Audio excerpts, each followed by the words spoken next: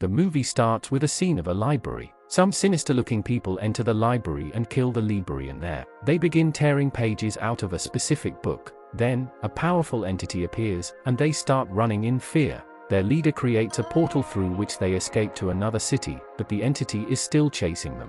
Its face remains invisible, and it holds sway over everything there. Just as the entity is about to finish them, the leader creates another portal and escapes with his followers. This entity is revealed to be a woman, and she had been the instructor of that leader. However, that evil man had joined a company of evil people and was misusing his powers. He was pursuing a book, pages of which he had already stolen, but the lady did not want him to have it, which is why she was after him. Then the scene shifts to a city where an expert surgeon named Dr. Stephen Strange resides. Everyone praises him as he is a highly skilled doctor, famous worldwide for his surgical abilities. However, they are unaware that he would only have this expertise for a few more days, as he soon faces a fatal car accident. His hands are severely injured, and he is told he will never be able to perform surgery again. He cannot accept this and tells his colleague that he must regain his expertise and heal his hands no matter what. Dr. Strange is sent to a renowned neurologist for treatment, famous for having helped a paralyzed man walk again within 3 days.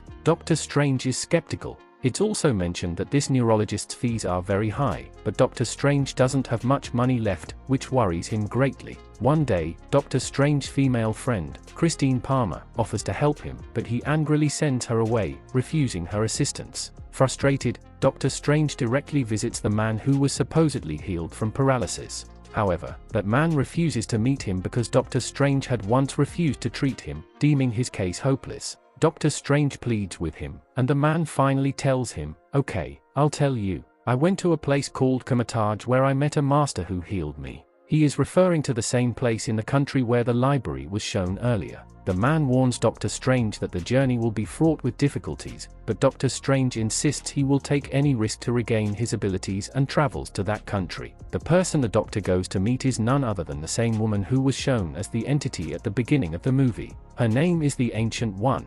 Dr. Strange is brought before her and asks, "Can you tell me how you heal paralyzed people?" The Ancient One replies, "I have no role in it. I only explain that you can do what you wish. You just need the determination." Dr. Strange asks, "How is that credible?" The Ancient One explains, "When you get injured, you think your immune system will recover from it. There is a biological process in your body that protects it." Dr. Strange agrees, "Yeah, that's true."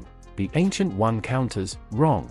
We can also heal our wounds with our thoughts." Dr. Strange retorts, "Do you really expect me to believe your words? I believe in logic. I don't believe in an abstract soul or power. I've wasted all my money, meant for my treatment, to come here. How mad I am." Hearing this, the Ancient One strikes him, and his astral form is ejected from his body. When his soul returns after a moment, he feels as if he was knocked out. He asks the Ancient One what happened. She touches his head, and Dr. Strange begins to experience mystical visions, making him believe she was telling the truth and that she truly has superpowers. The Ancient One then tells her followers, "Get him out. I don't want to teach him anything." Dr. Strange apologizes, saying, "I couldn't believe it all, but I have started to believe now, and I want to learn. Don't send me away." He refuses to leave. Another master there, Mordo, requests the Ancient One, "Pardon him. He has come to learn from you, so teach him. It's not certain he will prove himself like that evil man, Keselius, who stole the pages." Mordo tells her that Dr. Strange is a very expert person and that humanity needs him. It will benefit all if she helps him. After this, they call Dr. Strange inside. The Ancient One begins to demonstrate magic to him, teaching him the techniques. Dr. Strange begins to understand as he learns that the world he lived in is not the only reality. The real world is the one the Ancient One knows. He starts to understand that there are other powers in this world, and by using them, we can become mighty and understand the purpose of our life. Here, Dr. Strange follows the Ancient One's orders and reads the books she gives him. Mordo, the brilliant student who supported him, also helps Dr. Strange. However, Dr. Strange struggles to perform even a single spell correctly. The Ancient One arrives and orders everyone to leave except Dr. Strange. She creates a small portal, and they are transported to Mount Everest. It is extremely cold. The Ancient One tells him, "You couldn't survive here for even half an hour if you don't know how to." Saying this, she leaves him there. This was a test to check his persistence and capability to protect himself. Mordo says to the Ancient One, "We should bring him back." He hasn't learned anything yet. The Ancient One replies, give him time. He will learn everything. I have understood. Soon, Doctor Strange creates a portal and returns, showing he has learned to employ the powers, though it took him some time. Afterwards, Doctor Strange goes to the Kamar-Taj library and asks for a specific book. The librarian, Master Wong, refuses. No, I cannot give you this book right now. So, Doctor Strange steals the book and begins reading it at night. It's shown that his physical body is asleep, but his astral form is reading the book, indicating he has attained significant supernatural power. He feels good about his progress. The Ancient One takes Doctor Strange and says, I am satisfied that you are mastering things very quickly. Come, I'll take you to the mirror dimension.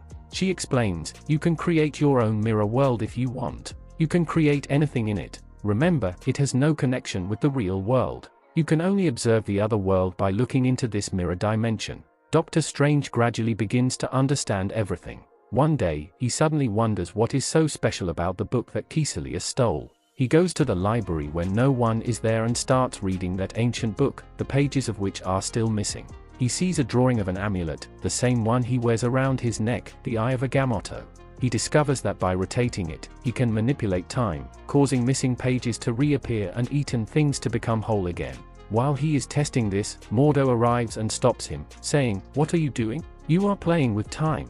You could lose your life. Doctor Strange also asks Wong, why are there many sanctums? Why don't you allow anyone to read this book? Wong explains that these sanctums, protected by spells from this book, shield our world. An opponent could attack us through these gates, a being who would ruin the earth. He lives in the dark dimension. The book Doctor Strange was reading contains enchantments that could summon him to earth. Please, don't make such a mistake again. While they are talking, one of the three sanctums, the London Sanctum, is breached, and the same man, Caecilius, enters. He declares, I have ruined this sanctum. Your opponent will soon arrive here, empowered. I have already joined him. I have made a pact. I just need more power or those pages to bring him here.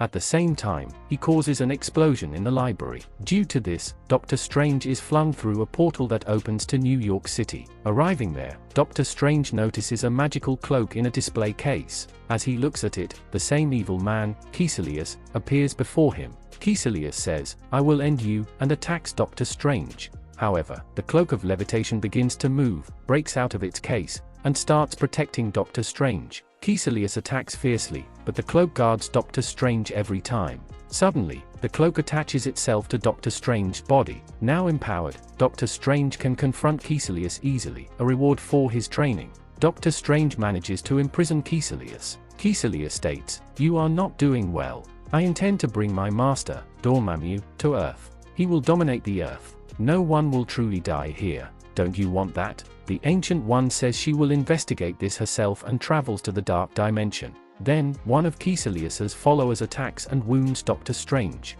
However, Doctor Strange has now learned to create portals and escapes. Doctor Strange goes to his friend Christine Palmer and asks her to get him to an operating room. She takes him to a hospital, and it's seen that Doctor Strange's astral form leaves his body and begins to operate on his own physical form, astonishing Christine. This is the power he learned from the Ancient One. Then, another one of the antagonist zealots arrives and attacks him. A great fight ensues in the astral plane while Christine tries to revive his body with a defibrillator. His soul, gaining energy from the shock, defeats the zealot, and his soul returns to his body. The Ancient One arrives and tells him, you did a good job. You have learned everything. Become the guardian of our Earth. I will teach you more powers. Doctor Strange says, no, I am a doctor for humanity. I secure the lives of human beings. I have no concern with these souls. I think I am not a good doctor now because I have killed a man. The Ancient One tells him, don't think about it. He was the antagonist's man. She insists he cannot avoid his destiny now that he is trained, but Doctor Strange questions how she lived so long, suspecting a connection to the Dark Dimension, which he wants no part of. The Ancient One leaves without a word. Then, the main antagonist, Dormammu, the master of the Dark Dimension, arrives, intending to ruin the world. Doctor Strange has an idea. He shifts the battle into the mirror dimension so that any destruction won't affect the real world. However, this is a misunderstanding. Dormammu can still harm people there, and deaths in the mirror dimension would be real. Doctor Strange must protect his world at any cost. The Ancient One also arrives and reinforces the sanctums, creating a shield that prevents Dormammu from fully using his power on Earth. However, Caecilius and his zealots still cause damage. The Ancient One, Mordo, and Doctor Strange fight them, but they are all badly wounded. The Ancient One is mortally injured and taken to the hospital. Doctor Strange, in his astral form, sees her soul departing and tries to stop it, but the Ancient One says, "My time has come now. You used to call me eternal. I was not. I used power from the dark dimension to protect our world. It wasn't wrong. Dormammu steals knowledge. I was just utilizing it. When you become a master in the future, you might have to do the same. Never think negatively of anyone after this." With that, her soul departs forever. Now, Doctor Strange and Mordo return to Kamar-Taj to find the zealots have ruined the library and are close to destroying everything. Wong has been killed. Doctor Strange remembers the time loop from the book. He uses the Eye of Agamotto to reverse time. The librarian, Wong, comes back to life, but a significant amount of time has passed. Dormammu has arrived on Earth and is about to devastate it. Dormammu attacks them. Doctor Strange is knocked down, and the Eye of Agamotto touches the ground, stopping time at that exact moment. Seizing the chance, Doctor Strange confronts Dormammu.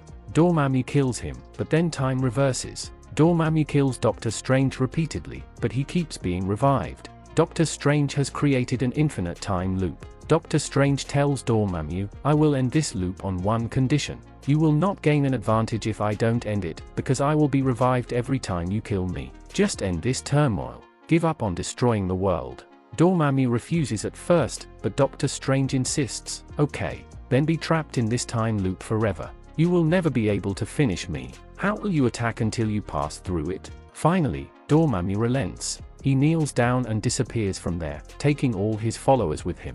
The threat to Earth is gone, and everything returns to normal. Doctor Strange takes off the Eye of Agamotto and places it back in its rightful place. However, a threat remains now that the Ancient One is dead. Someone stronger could attack. Doctor Strange says, "I am prepared for it. Because I have learned all her powers from the Ancient One, I will employ them rightly." The movie ends on this scene. Thanks for watching.